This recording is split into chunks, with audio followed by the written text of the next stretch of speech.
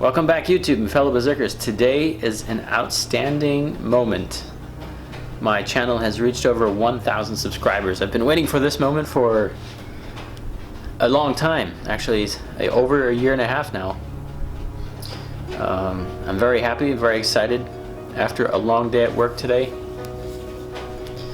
That was a very good surprise, and I have to thank my friend Bjorn Andreas Bullhansen for helping me out with that, and really like how his Viking cabin is coming along. It looks awesome. I am planning to build mine here this summer.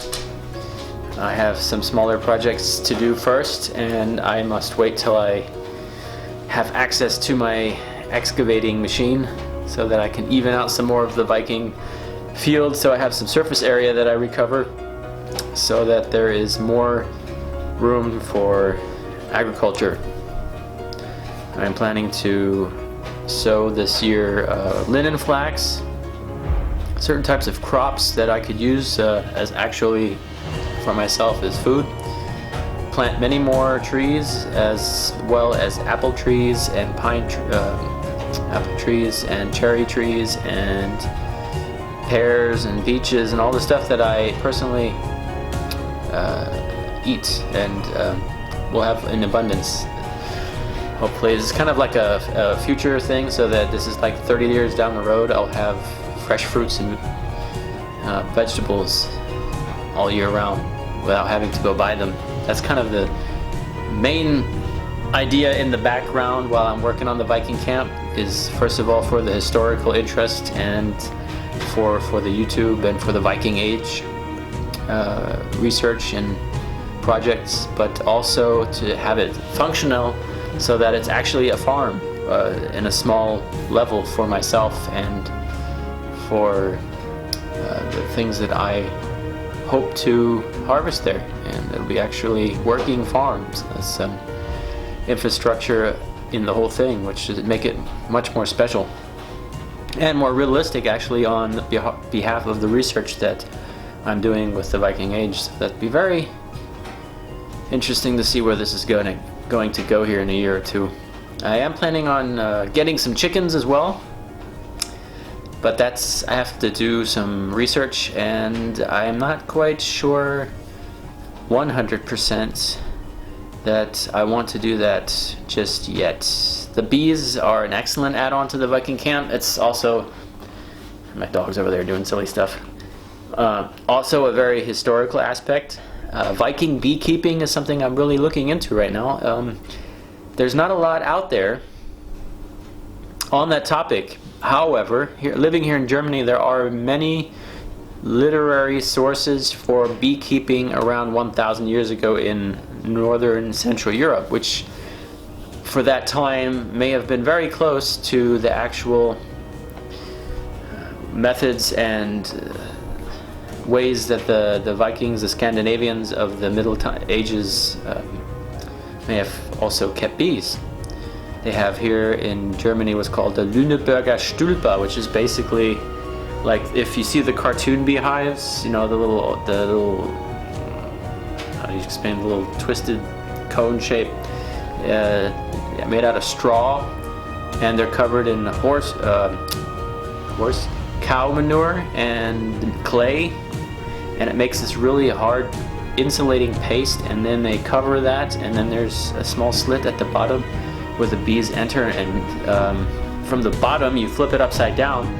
It looks like a big hat when you put it in, like a big straw helmet basically. It's really silly, but that's what they use to keep bees throughout most of the Middle Ages. Real big down draw with that system is today we know we have all these diseases and parasites that we have to treat the bees for, and there's no way of actually troubleshooting the inside of the beehive to know exactly what's going on in there. And that was a little bit different 1,000 years ago. There weren't that many of the same things we have today, but I'm sure they had their issues as well. And the one big down draw is when it was harvest time, you had to destroy the entire hive to get the honey out, and they were smashing them as they cut up the inside of they flip them upside down and cut the inside out and smash all the honey out of it, instead of put the frames in a centrifuge and spin it out. And here in Germany there's probably a dozen popular different styles of, what do you call it? It's called a Tage in German. It's like the boxes where the beehives actually have. There's so many formats and sizes, and then they make them out of styrofoam. There's advantages and disadvantages for each system, and it took me quite a while to decide which system I want to use. And I've actually already moved on to my third idea now, and have actually built a beehive out of my own concept. For the new coming up season, I'm going to be placing that, and I'm going to be moving the bees across the field where they are now. I have also leveled that out some and put some gravel out so that it'd be more convenient for me to drive in, get out, and service the bee station, other than carry all the heavy equipment up across an incline through the flowers, which is really the downdraw why I'm doing this, to improve that I don't have to destroy the surface area of the flowers that I've and for the bees, the Bienenweide. If you've seen my previous videos, you've seen me from start to where it's actually grown into like 2-meter high field of flowers full of butterflies. I've never seen so many butterflies in my life in one spot. It's amazing. And these special hovering flies that look like bees and wasps, but they're actually really peaceful, and they're really useful also. They do a lot of pollination for the plants as well. And I've never seen so many special species in one spot, which tells you that if nature were to have more areas of that kind of high quality serviceable flowers and plants for animals and bees, it's not just for the bees as well as for the small animals. For the birds, they find it very useful. Certain types of plants and insects, and small animals. Yeah, lots of rabbits there as well. I quite often have to be careful when I'm with the dogs that the rabbits don't just run by and become dinner. So I have to be very careful once in a while. It's happened that I just walked past the rabbit, and I could have just reached down and picked them up, until they've actually looked at me like, whoa, there's somebody there. You know, they're used to me as I'm just walking by there and doing. They know I'm just walking through there doing work on the bees. They don't. There's no harm there. So I quite often have deer there on my. I have my trail cam set up regularly. I get live photos on my cell phone as it happens, and I have all kinds of wildlife, and there are foxes. I do have a mouse problem. I'm not too fond of mice. They do a lot of things that very inconvenient for me. They chew up my tent, and they're not too welcome here in my house as well. Yeah, I have a mouse problem at the field. There's too many mice, but the fox and the I don't know, is it eagle or buzzard? I have several families of those birds. Actually sit on my fence sometimes, and they knock over the little solar lights that I have up there that look like torches, but that's okay. I just flip them back upside, and I kind of like seeing that because I know they're there, and I also see them flying above. So they're taking care of the mouses for me, the mice, yes. And I still have to be careful what I leave laying around. If I camp out there longer than a day and I forget my camping gear, my blankets and stuff, it's ruined. The mice have already taken over.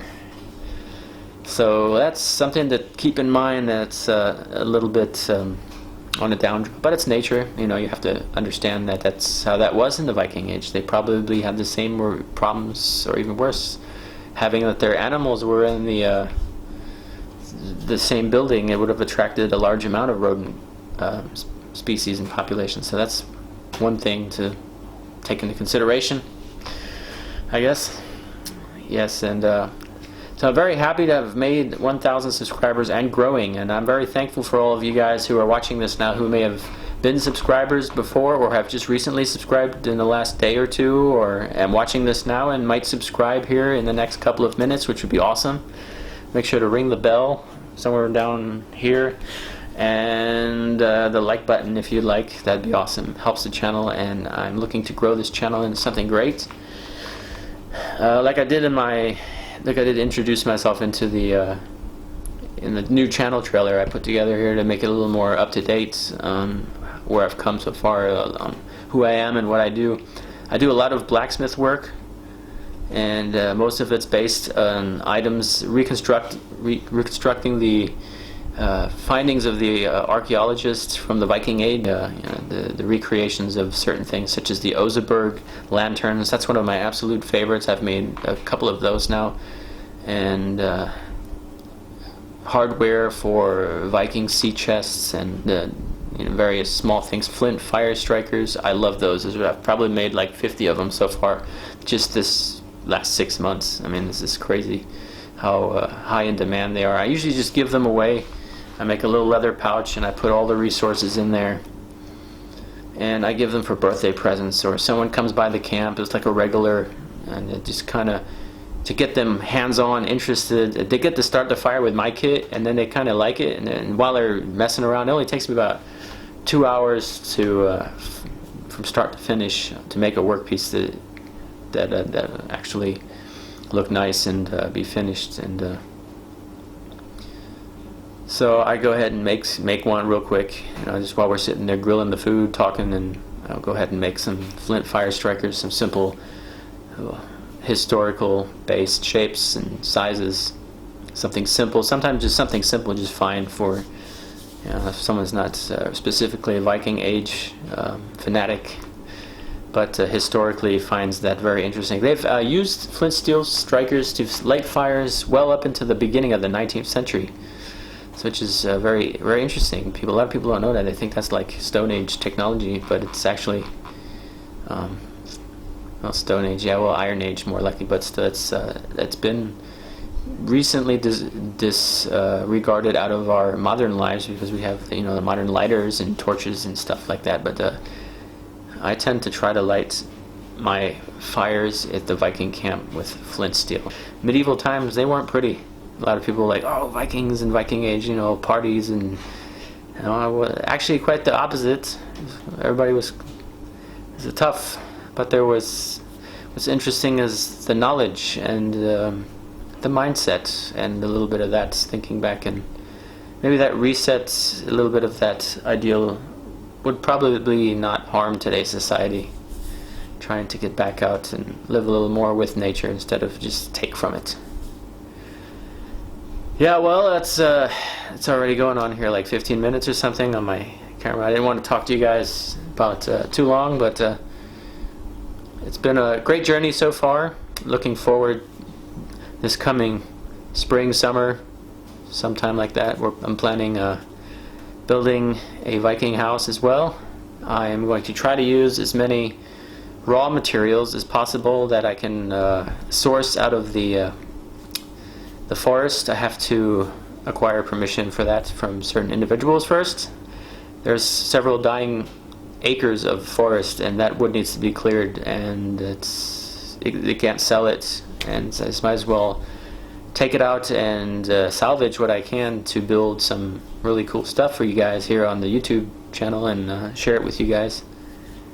And my dog wants to come up and say hello. Wants to come say hello. Oh, phone. Come here. Come.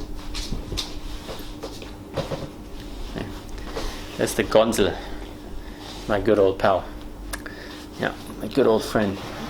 Oh, and he just drank all the water. It's dripping down my arm. Drank all the water. Ganze Wasser. Yeah. And so we'll be working on a Viking house, and it's going to be actually the farmstead, and the Viking camp is going to turn into a Viking farm this year. I have bees, crops, and I plan on sectioning off the crops more, separating the flowers from each other just a little bit, because I had trouble trying to gather the seeds this year when the seeds were ready to be harvested from the flowers, so that I could re-sow them or keep them for the next year. It was very difficult to get in there and locate individual plants without having to trample over everything else, which was kind of sad. But so this year I'm going to turn over the soil once more completely, and see how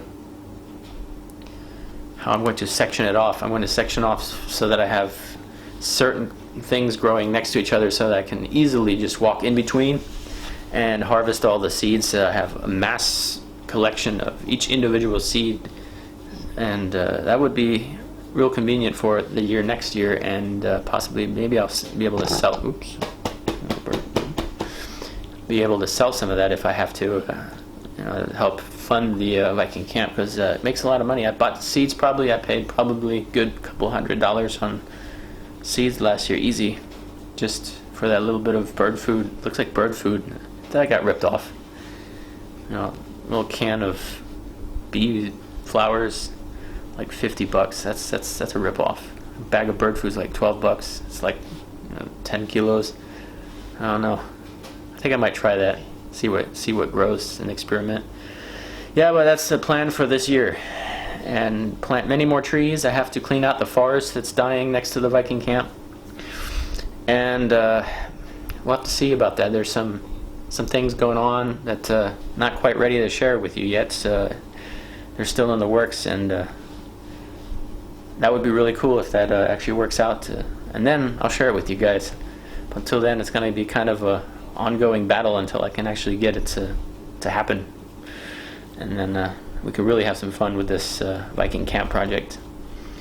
And like always, I'm doing most of this on my own, so this is a big endeavor. Mostly all the work. Once in a while I have volunteers for small jobs, but most of the work I do on my own, and in a way that's better because it gets done my way, the way I like this, intend to, and I don't have to worry about people feeling that I owe them time or whatever, or they have. It's my project, and on the other half, it's really part of why I'm still kind of lacking the ability to do large projects like that, is because building a Viking house is a large job. It's heavy equipment, heavy tools, heavy materials, and they have to get from A to B. Then you have to process them, and you have to put them up, and and it's an exhausting process. And I work all day, and I've been over 20 years of mechanics, and my hands hurt every day. And that's why a lot of people criticize me for using power tools. I use hand tools a lot to carve and to do stuff, but if I can do a job with power tools probably more efficiently in just a matter of a tenth of the time it would take me to do it with hand tools, I'm going to use the power tools. And for certain educational purposes, yes, I'll use hand tools on the occasion to try, oh wow, this how this works. This was a great experience, but next time I'm using the power tool. Unless it's something super historical that's going to be on a special project on a plan, then yes, then we'll use historic tools and all that good stuff. But that's usually on a museum-based budget, which I don't have quite yet. And I'll have a band of workers that are trained, carpenters and artisans of the Viking Age. So, right, it's just me and my power tools and my hand tools and my skills right now, and what I learned and what I'm sharing with you. What I've learned, so that maybe you can go out and start something or learn something or be able to help yourself. And first of all, this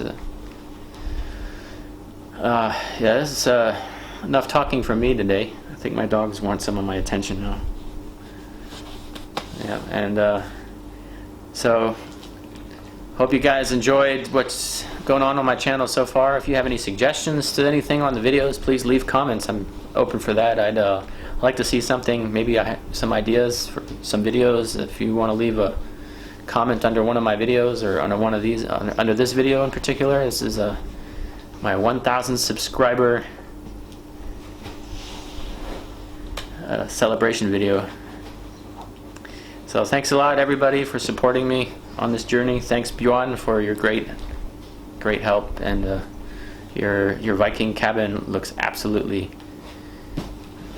awesome. What are you doing? This wants my attention. So, all right, YouTube, stay safe, stay tuned, and see you soon.